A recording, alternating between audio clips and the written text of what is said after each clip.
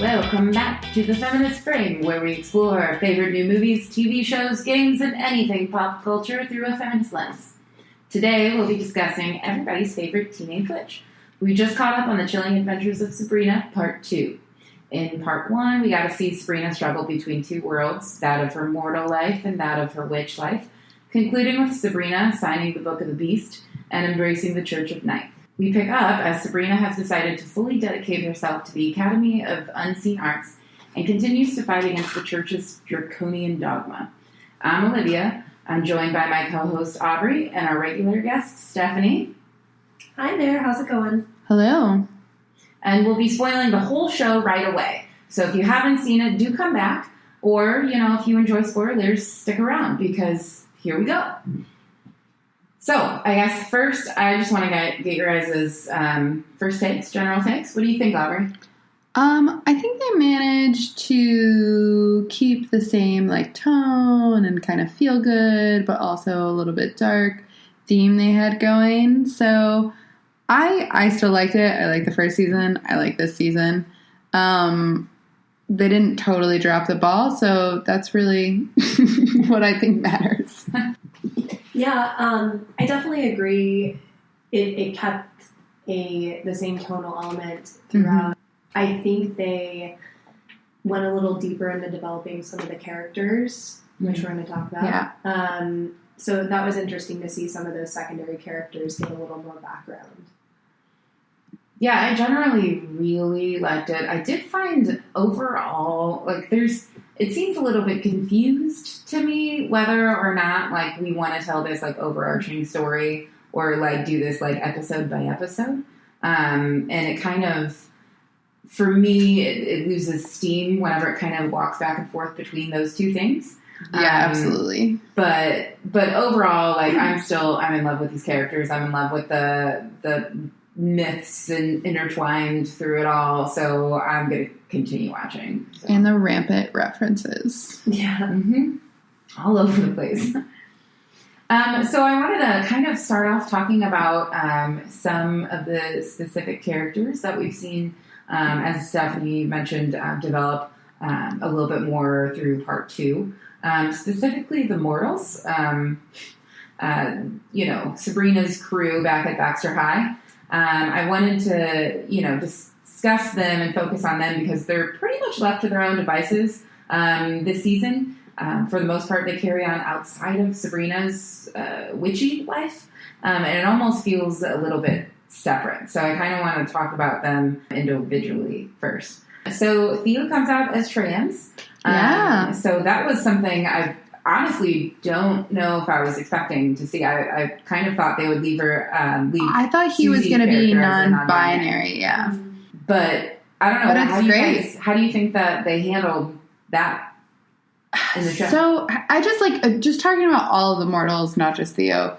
They were just kind of the whole season felt like, why are you still here? You know what I mean? If you're not interacting with Sabrina, then I don't need your story, which I hate to say because I love the Theo's trans. I love having a visible trans character on a show of this age group. Mm-hmm. If I think back to when we were in high school, I don't remember there being any trans characters. And if they were specifically jokes. Right. You know what I mean? They were there to poke fun at. So I think that's so important, but I also want you to develop that character, you know what I mean? And give them a purpose instead of just kind of being there. Yeah, I don't know. The same, I think they did a good job. And Roz, I want her to develop her cunning craft, but then again, she didn't really have anything to do. Mm-hmm. Yeah, like Olivia was saying, I definitely think there was a little bit of, I don't know, maybe disorganization because it was they wanted to keep all those secondary and the mortal characters involved, but since Sabrina committed more to her witch life at the end of last season, there was very much this palpable separation. And they kind of jumped back and forth between, what was the overarching plot following Sabrina in the witch world. And then occasionally, these characters from the mortal world would come in and be involved. But then there were also these things going on with them. it kind of jumped around a little bit for me. Yeah. It was almost like they were just like, I'm curious to see what they do next season because it was like they had to keep them relevant. So I think, like, the reason they stuck around is so that they can be important again next season, which is, like, they just had, like, a milquetoast season, and now they're going to be involved with Sabrina and, like, helping out. And they're developing those characters more so, you learn more about them. Like, I think they really did Theo's transition well. Like, they didn't, like, make a huge deal out of it, but they made a big enough deal out of it.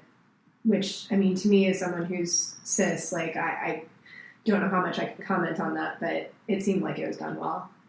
Yeah. I also liked that they didn't, there's a point when Sabrina, like, offers to give Theo, sort of, like, a cis man's body or, like, a male body, and Theo's like, that's not really that important to me. And there's different takes on, like, who that is important to, but it doesn't all have to be sort of, like, objectifying, I guess, you know what I mean? Like, this, like, very solitary focus on, you know, your body type. And I thought that was, like, a nice, like, a little bit of myth busting, maybe. Yeah. And that's what, there's the fortune teller episode, too, where Theo actually gets that cis male body. Yeah. So I feel like they found a way to kind of do it both ways. Yeah. And I don't know, you know, as, you know, you said, speaking as a cis woman, like, I'm not really sure how much my opinion matters, probably not at all.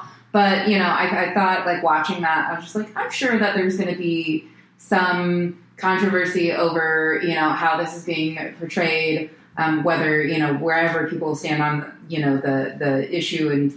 But I don't know, I thought that the most important thing, as, you know, you mentioned, Aubrey, is the visibility of, you know, a character like this, and, you know, not having them, you know, just set up as characters so I thought that, you know, it's hugely important.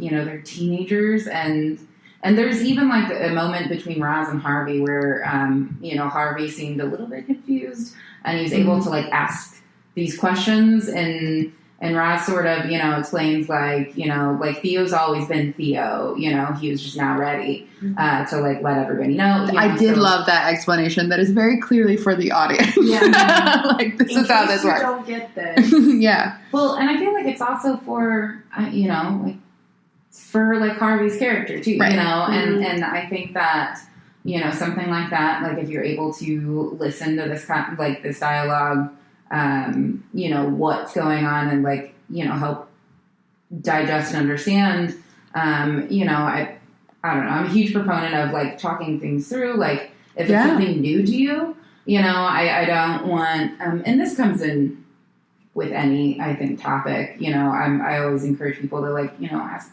questions, and as long as you're, like, open and honest about, you know, your understanding, then, you know, that can only lead to a better place of understanding. Absolutely. I think they did, like I said, a good job of, like, not making a huge deal out of it, but kind of subtly inserting, like we were talking about, like, it's not necessarily about transitioning per se, but, like, because it's not about what's between your legs. Like, that's not necessarily the end goal of every trans person, because the whole point is it shouldn't matter, you know, what genitals I have. It's who I am. It's my gender. So I really did like how they just subtly, and then not so subtly in some areas, explain things like that. Yeah. There was only, like, one part that I really didn't like about it, and that was the basketball tryouts. Because I don't know, you know, if you guys follow, like, a lot of professional sports. We're not particularly sporty people. But this is a big conversation in cycling right now, which I do follow, is, like, where are we putting trans athletes? Like, do they have to take a certain amount of, like, let's say if they're male to female, do they have to take a certain amount of testosterone suppression? Anyway, this basketball thing that, like, Sabrina helped him cheat was, like, that's kind of a stereotype I really don't want there, or that they made the team just because of this. That actually, like, I just really was like, why did you do that? I hated that so much, because then Theo continues to be on the team, and I'm just like, we saw Theo suck at basketball. Yeah. And, like, you just set him up to fail big time. Like, do you at a game or something? The Magic, like, his whole career? Well, and I really found myself wishing that it was, like, the placebo effect, like in Harry Potter, what Hermione does for Ron. Like, I was, like, hoping that was going to be it in the end or something. And then like, we just needed confidence. Yeah. Well, and I have a theory about it, and I think Sabrina, the show, addresses some of the pitfalls of magic and living with magic in a mortal world, and I think that's a theme that pops up fairly often. And, like, with the fortune teller episode, Theo sees if he utilizes magic to, you know, get the body that he thinks maybe that he wants or that matches his gender, and it works out horribly. And then I was expecting something similar to happen with the basketball thing. Like, I was expecting there to be some sort of fallout from that. Which he didn't ask Sabrina to cheat for him, right? So I think that what they were trying to do is more about Sabrina's character development because that was really like a shady, dishonest thing that she did as she's developing more into this, like, her darker side. Yeah. But it did kind of, like, I don't know, cast, like, an unfair sort of consequence on Theo. Yeah. That they never address again. They're just like, well, still on the basketball team. Right. Okay. But.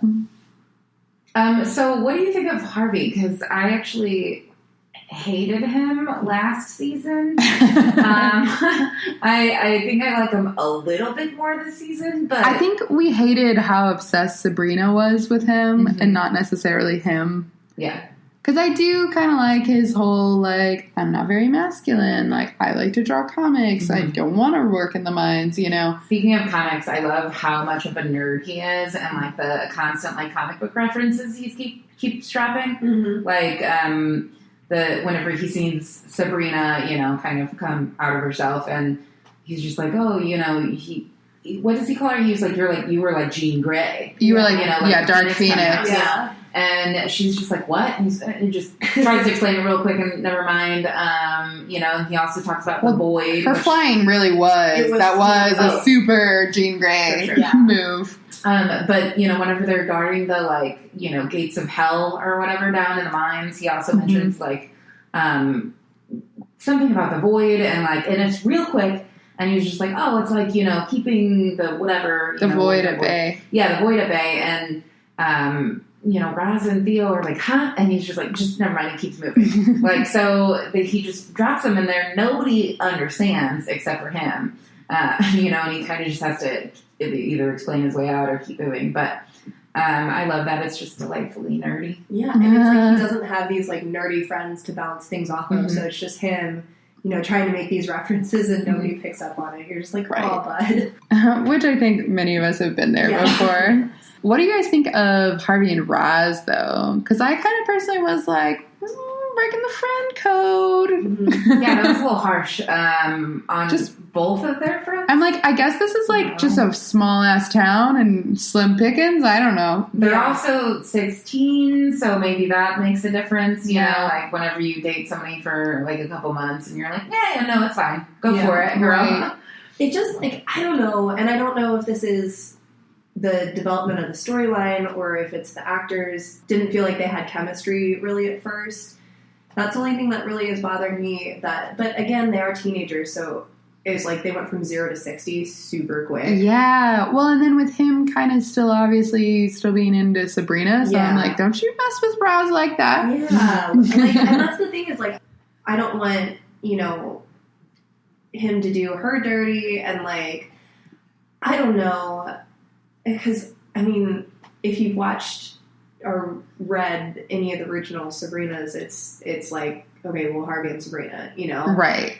So I'm like, okay, well, is there something that's going to happen? Are they creating this, like, future dissonance between Sabrina and Raz? Is it this, like, you know, plot point of tension that they're building? I don't know. I'm not sure how I feel about it. I think if I remember correctly, like, in the comics, like, Sabrina and Raz are, like, you know, sort of these opposition characters. Also, if you, like, so Harvey and Raz sort of start to get together.